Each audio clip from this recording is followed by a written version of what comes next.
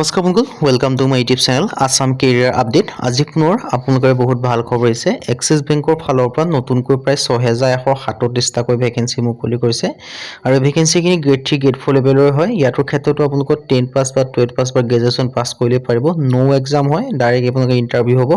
নো ফিজত কোনো exam fees দিবলগীয়া কথা নাই আৰু অনলাইন যোগে আপোনালোকে এপ্লাই সমূহ কৰিব পাৰিব এটা ভাল সুযোগ সুবিধা আপোনালোকৰ মুকলি কৰিছে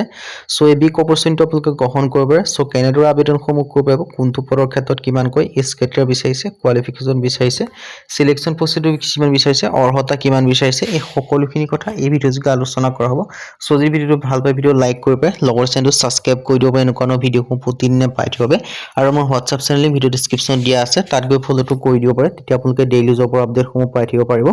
আহক আজি ভিডিঅ' আৰম্ভ কৰোঁ ভিডিঅ'টো আৰম্ভ কৰাৰ আগতে মই আপোনালোকক জনাই দিব বিচাৰিছোঁ এই ভেকেন্সিখিনি ক্ষেত্ৰত যদি আপোনালোকে পোপা অনলাইনটো আমাৰ থ্ৰুদি কৰাই ল'ম বুলি ভাবিছে তেন্তে মোৰ হোৱাটছআপ নম্বৰ স্ক্ৰীনত দেখিব পাৰিছে 9864881276 ইয়ালৈকে হোৱাটছআপত জাস্ট হাই বুলি মেছেজ কৰিলে হ'ল আমি আপোনালোকক পোপা অনলাইনটো কৰি দিয়া হ'ব কিন্তু আপোনালোকে কল নকৰিব কল কৰিলে এভেইলেবল নাপাব সো আহক আজি আৰম্ভ কৰোঁ ইয়াত আপোনালোকে দেখিব আছে এক্সিছ বেংক ৰিক্ৰুটমেণ্ট আছে 2025 বৰ্ষৰ ক্ষেত্ৰত বেংক জব ফৰ ভেকেন্সি মুকলি কৰিছে এক্সিছ বেংকৰ ফালৰ পৰা ইয়াত দেখিব আছে axis bank recruitment axis bank recruitment 2025 axis bank 6100 plus vacancy মুকলি কৰিছে 2025 ৰ ক্ষেত্ৰত আৰু ইয়াৰ ক্ষেত্ৰত আপোনালোকে ধুনীয়াকৈ ডিটেইলছ খিনি দেখিব পাৰিছে এক্সিছ বেংক ওভাৰভিউ দেখিব পাইছে organisation name Axis bank post total আছে 6184টা কোৱালিফিকেশ্যন দেখিব পাইছে যদি আপোনালোকে 10 পাছ কৰিছে তেতিয়াও পাৰিব যদি আপোনালোকে 12 পাছ কৰিছে তেতিয়াও এপ্লাই কৰিব পাৰিব আৰু যদি আপোনালোকে গ্ৰেজুৱেচন পাছ কৰিছে তেতিয়াও আবেদনসমূহ কৰিলেও পাৰিব সিলেকশন প্ৰসেছ দেখিব পাইছে ইন্টাৰভিউ ডকুমেন্টছ ভেৰিফিকেশ্যন এই দুটা মাধ্যমে আপোনালোক সিলেকশনসমূহ কৰা হ'ব আৰু অনলাইন এপ্লাই ডেট দেখিব পাইছে 4 নৱেম্বৰ তাৰিখৰ পৰা এপ্লাই সমূহ ষ্টাৰ্ট হৈ গৈছে আৰু লাষ্ট ডেট সম্পৰ্কে যে ক'বলৈ যাওঁ ইয়াৰ ক্ষেত্ৰত 28 ডিসেম্বৰ ইয়াৰ কাৰণে লাষ্ট ডেট হয় সো আপোনালোকে 28 ডিসেম্বৰ আগতে ভেকেন্সিখিনি ক্ষেত্ৰত আবেদনসমূহ কৰি ল'ব লাগিব আপোনালোকৰ বেছি সময় নাই সো আপোনালোকে সোনকালে আবেদনসমূহ কৰি লওক আৰু ইয়াৰ পোষ্ট আৰু ভেকেন্সিখিনি যে ক'ব টোটেল পোষ্ট আছে প্ৰায় 6100 প্লাছ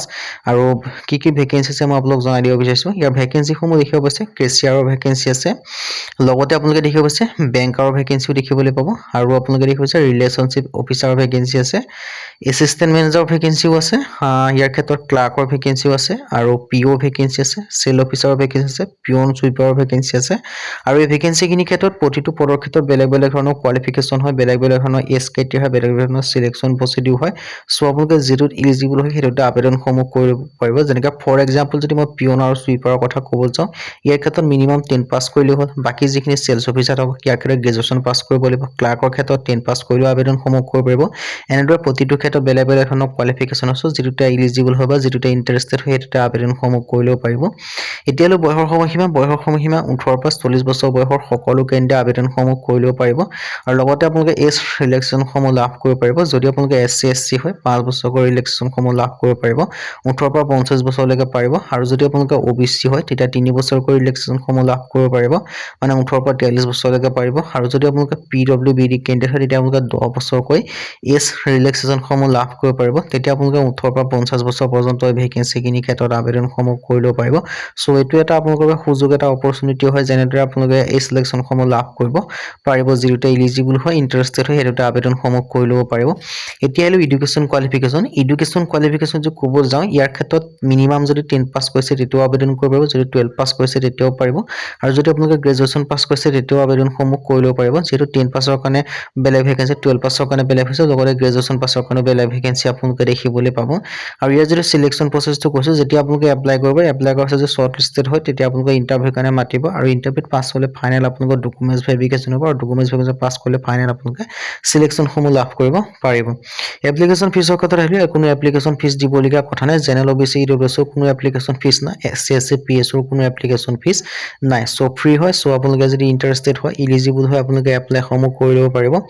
আৰু এপ্লাইসমূহ আপোনালোকে নিশ্চয় গম পায় এই ভেকেন্সিখিনি এপ্লাইসমূহ আপোনালোকে অনলাইন যোগে কৰিব লাগিব আৰু যদি আপোনালোকে অনলাইন যোগে কৰিব বিচাৰে লিংকটো ডেসক্ৰিপচনতে আছে সেই লিংকৰ থ্ৰুদি গৈ আপোনালোকে এডভাৰটাইজমেণ্টখন চাই মেলি পঢ়ি মেলি আবেদনসমূহ কৰিব পাৰিব হাউ টু এপ্লাই কৰি দিছো আৰু যদি আপোনালোকে নিজে কৰিব নোৱাৰে আমাৰ থ্ৰুদি পপা অনলাইনটো কৰা বিচাৰে তেন্তে আমাৰ হোৱাটছআপ নম্বৰ স্ক্ৰীনত আছে 9864881276 ইয়ালৈকে হোৱাটছআপত জাস্ট হাই বুলি মেছেজ কৰিলে হ'ল আমি আপোনালোকৰ পপা অনলাইনটো কৰি দিয়া হ'ব কিন্তু কল নকৰিব কল কৰিলে এভেইলেবল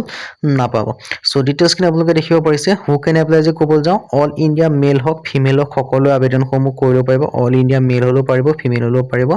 আৰু ইয়াৰ ইম্পৰ্টেণ্ট ডেটৰ কথা কৈছে 4 নৱেম্বৰৰ পৰা আবেদনসমূহ ষ্টাৰ্ট ষ্টাৰ্ট হৈছে 28 ডিচেম্বৰ ইয়াৰ কাৰণে লাষ্ট ডেট চ' তাৰ আগতে আবেদনসমূহ কৰিব পাৰিব আৰু ডেট অফ ইণ্টাৰভিউ চুন বুলি দিয়া আছে চ' এলিজিবল আৰু ইণ্টাৰেষ্টেড কেণ্ডিডেট আবেদনসমূহ কৰি ল'ব পাৰিব আজি ভিডিঅ' ইমানে যদি ভিডিঅ' হ'লে লাইক কৰিব লগৰ চেনেলটো ছাবস্ক্ৰাইব কৰি দিব এনেকুৱা ভিডিঅ'সমূহ প্ৰতিদিনে